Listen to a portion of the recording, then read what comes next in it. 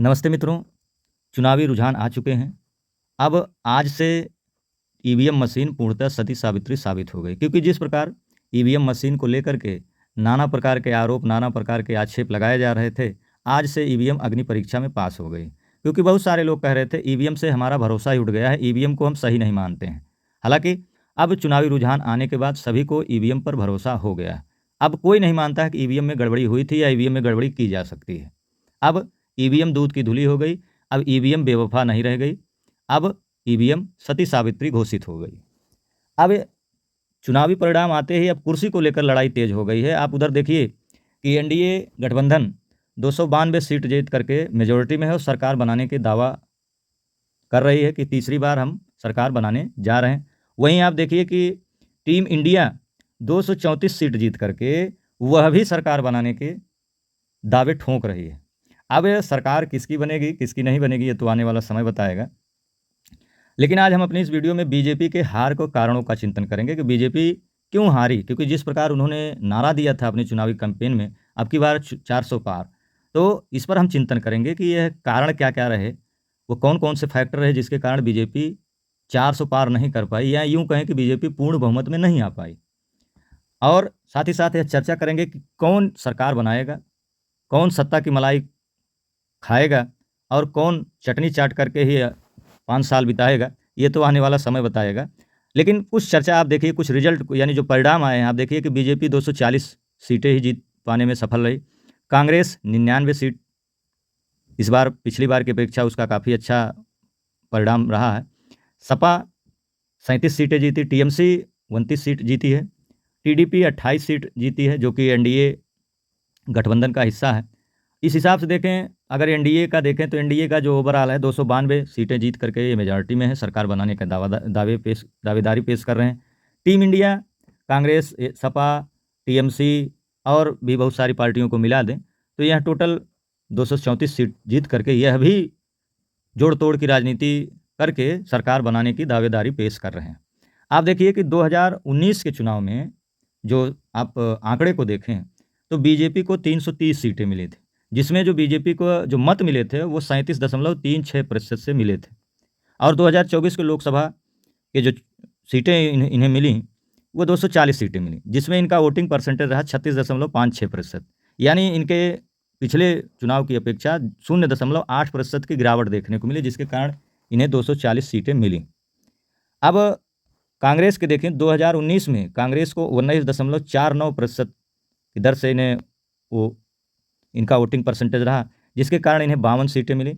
और 2024 के लोकसभा चुनाव में 21.19% से इन्हें इन्हें वोट मिला, जिसके कारण इन्हें 99 सीटें मिली। और इस बार के चुनाव में 1.7% की दर से अधिक इन्हें वोट मिला, जिसके कारण इतनी सीटें देखने को मिली। और टीम इंडिया में इनका अगर टोटल परसेंटेज देखा जाए, टोटल सीटों की संख्या देखी जाए तो 234 सीट जीत करके विपक्ष मजबूत विपक्ष के रूप में ये दिखाई पड़ रहे हैं।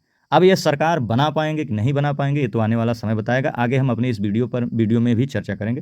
तो सबसे पहले हम चर्चा करते हैं बीजेपी के हार के कारणों का, वो कौन-कौन से फैक्टर रहे जिसके कारण बीजेपी चुनाव हारी, जिस पर हम चर्चा करेंगे। तो सबसे बड़ा जो कारण नज़र आता है 400 पार का नारा देना। देखिए 14 और 19 के चुनाव में प्रधानमंत्री मोदी ने आंकड़ों की बात नहीं की थी, हालाँकि वह और भी बहुत सारे मुद्दों पर चर्चाएँ रही, बहुत सारे नारे दिए गए, लेकिन पहली बार ऐसा था कि आंकड़ों पर बात किया गया कि इस बार इतनी सीटें हम ला रहे हैं, जिसके कारण आम जनमानस में यह धारणा बनी कि यह इतनी कॉन्फिडेंस के साथ कैसे बोल सकते हैं। और इसमें अफ़वाहों का बाज़ार गर्म हुआ, जिसमें सबसे बड़ा अफ़वाह यह उड़ा, इस बार अगर बीजेपी 400 सीटें लाती, 400 से अधिक सीटें लाने में कामयाब रह गई, तो संविधान में परिवर्तन कर देगी, यानी संविधान को ही बदल देगी और आरक्षण को खत्म कर देगी, जिसका प्रभाव इतना बड़ा पड़ा कि दलित वोटर टूट करके जो है सीधे-सीधे टीम इंडिया में गए, यानी उनका जो वोट था वो टीम इंडिया के पक्ष में गया। ये 2 बहुत बड़े कारण थे। और एक 400 पार का नारा देने की वजह से कछुए और खरगोश वाली स्थिति हो गई। आप रेस देखे होंगे कछुए खरगोश की, कि वह रेस लगाता है, देखता है कछुआ दूर-दूर तक नज़र नहीं आ रहा है और वह एक पेड़ के नीचे आराम से बैठ करके आराम करने लगता है। उसको नींद आ जाती है और कछुआ कब रेस जीत जाता है उसको पता नहीं चलता। जब वो पता चलता है कि अब तो वो विनिंग लाइन को क्रॉस कर चुका है, रेस को जीत चुका है। यही स्थिति कुछ बीजेपी कार्यकर्ताओं की रही। वह इतने अस्वस्थ हो गए तो हम तो जीत ही रहे हैं, एक आध 2% वोट कम ही पड़ेंगे तो उससे हमारा क्या फ़र्क पड़ने वाला है। आप देखिए कि 0.8% की दर से ही आप जो कमी आई है, आप में गिरावट आई है, 0.8% की गिरावट आई है, जिसके कारण आपकी 303 सीटों से घट करके आप 240 सीटों पर पहुँच आए। अगर थोड़ा इनके कार्यकर्ताओं में उत्साह रहता या 400 पार का नारा ना दिए होते, कोई नारा और रहता, तो शायद ये सिनेरियो कुछ और रहता। तीसरा सबसे बड़ा कारण जिस पर बीजेपी ने ध्यान नहीं दिया, जिसको युवाओं की नाराज़गी। आप देखिए उत्तर प्रदेश में पुलिस आरओ और एआरओ का जो परीक्षा हुआ था, जिसके पेपर लीक हुए, जिसको लेकर के ये आशंकाएँ लगाई जा रही थी कि पुनः पेपर कराने की नई डेट दी जाएगी, लेकिन अभी तक किसी प्रकार की डेट की कोई घोषणा नहीं की गई। यहाँ तक कि और भी विभाग में बहुत सारे पद खाली पड़े हैं, उसमें पद सृजन नहीं किया गया या इस प्रकार की कोई घोषणा नहीं की गई उत्तर प्रदेश की सरकार के द्वारा। तो ये सबसे बड़ा कारण रहा युवाओं की नाराज़गी का कि और ये है वोट जो युवाओं का जो वोट था, वह कन्वर्ट होकर के इंडिया गठबंधन में जाकर के मिले।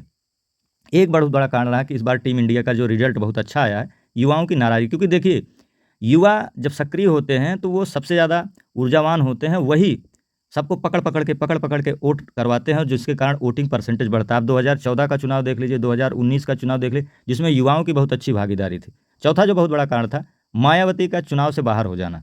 मायावती फैक्टर भी इसको आप कह सकते हैं कि जिसके कारण मायावती चुनाव के लड़ाई से बाहर हो गई। अब आप देखिए कि जो दलित वोट थे, दलित वोटों का ध्रुवीकरण हुआ, जिसमें टीम इंडिया को फ़ायदा होते हुए दिखा। इस पर बीजेपी के लोगों ने ध्यान नहीं दिया। पाँचवां जो सबसे बड़ा कारण है, टिकट देने में गलती करना, पुराने कैंडिडेट पे ज़्यादा भरोसा करना, ऊर्जावान कार्यकर्ताओं पर भरोसा न करना। ऐसे कार्यकर्ताओं को देना चाहिए था जो ऊर्जावान थे, जो ज़्यादा मेहनत कर सकते थे। अच्छे कार्यकर्ता को देने से या प्रभावशाली कार्यकर्ता को देना चाहिए था, जिसके कारण आप देखिए कि जो तमाम पुराने कार्यकर्ता हार गए, तमाम कई मंत्री चुनाव हार गए, ये बहुत बड़ा कारण रहा। छठा जो कारण था, राम मंदिर पर ही केंद्रित रहना, यानी राम मंदिर के मुद्दे को लेकर के ही चुनाव लड़ना, अन्य मुद्दे को छोड़ देना, छोटे-छोटे मुद्दे। जैसे एक नाव में छोटा-सा छेद हो जाने पर वो पूरी नाव डुबाने में सक्षम हो जाता है। यह कहावत कही जाती है कि देखन में छोटन लगे घाव करे गंभीर, वही स्थिति ये छोटे-छोटे मुद्दे जो है बीजेपी के हार के कारण बनते हुए नज़र आए। सातवां जो सबसे बड़ा कारण जो नज़र आया, कर्मचारियों की नाराज़गी। आप देखिए पुरानी पेंशन को लेकर के काफ़ी दिन से लड़ाई लड़ी जा रही, लेकिन इस पर बीजेपी को किसी भी प्रकार का कोई स्टेटमेंट नहीं दिया गया, जिसके कारण यह जो वोट थे, कर्मचारियों के जो वोट थे, वो सीधे तौर पे टीम इंडिया के हिस्से में गए। आठवां जो सबसे बड़ा कारण था, ज़मीनी लेवल कार्यकर्ताओं पर ध्यान कम दे पाना, जो कि ज़मीनी लेवल कार्यकर्ताओं का ही मेन रोल रहता है, मेन लीड रोल रहता है कि वो वोटरों को पकड़ कर लाते हैं और वो अपनी पार्टी में वोट करवाते हैं। आप देखिए जिस प्रकार टीम इंडिया के लोगों ने अपने कार्यकर्ताओं पर ध्यान दिया, काम किया, उस तरीके से ये काम करने में असफल है। हालाँकि मीटिंग बहुत हुई, बहुत सारी चीज़ें की गई, लेकिन जिस प्रकार कार्यकर्ताओं के ऊपर ध्यान दिया जाना चाहिए था, उस तरीके से नहीं किया गया।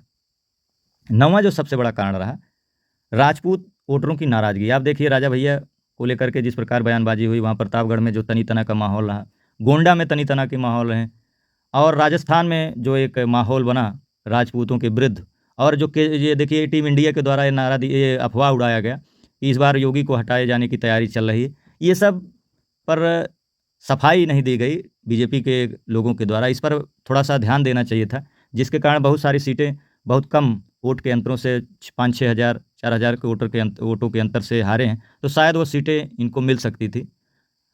और इसको यूँ कह सकते हैं कि जातिगत फैक्टर को साधने में असफल रहे। बहुत सारी जो जातियाँ भी तोड़ तोड़ नहीं पाए, अपनी पार्टी में मिला नहीं पाए या उनके वोटों को अपने में कन्वर्ट नहीं कर पाए, तो ये बहुत बड़ा कारण रहा। 10वां जो सबसे बड़ा कारण नज़र आता है, देर से चुनाव करवाना। देर से चुनाव कराने के कारण अफ़वाहों की बाज़ार गर्म हो गई और नाना प्रकार की अफ़वाहें जो इनकी हार के कारण बनी, ये बहुत बड़ा कारण है कि चुनाव को देरी से करवाना। अगर चुनाव ये मार्च, अप्रैल या मई फर्स्ट वीक तक करा लिए होते, तो शायद इनका जो सिनेरियो था, कुछ और होता।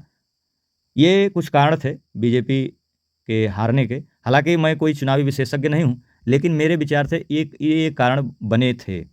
अब कुर्सी किसके हिस्से में आएगी, आप देखिए जिस प्रकार खींचतान चल रही है। हालाँकि एनडीए खेमा पूर्ण बहुमत को प्राप्त कर चुका है, उससे ज़्यादा उसके 5 सीटें हैं।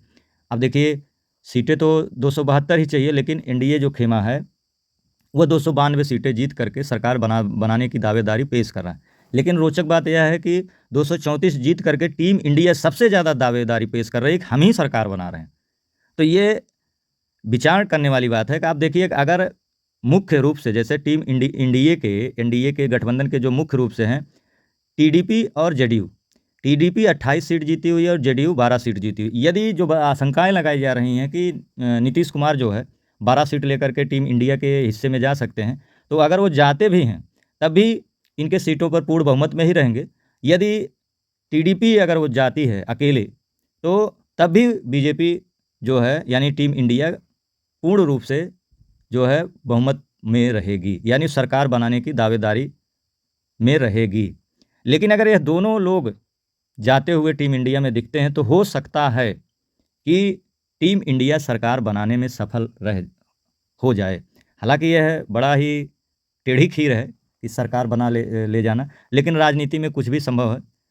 लाभ के लिए कोई किसी का गला काट सकता है, कोई किसी के खेमे में जाके बैठ सकता है। यह भारतीय राजनीति में कई बार हुआ है, देखने को मिला है, इस बार भी देखने को मिल सकता है। यह देखने वाली बात होगी। लेकिन जिस संभावनाएं यही हैं कि ज़्यादातर संभावना यही है, टीम एनडीए की ही सरकार बनने की उम्मीदें हैं। इस बार पुनः तीसरी बार प्रधानमंत्री नरेंद्र मोदी ही बनने जा रहे हैं, यह संभावनाएं दिख रही हैं।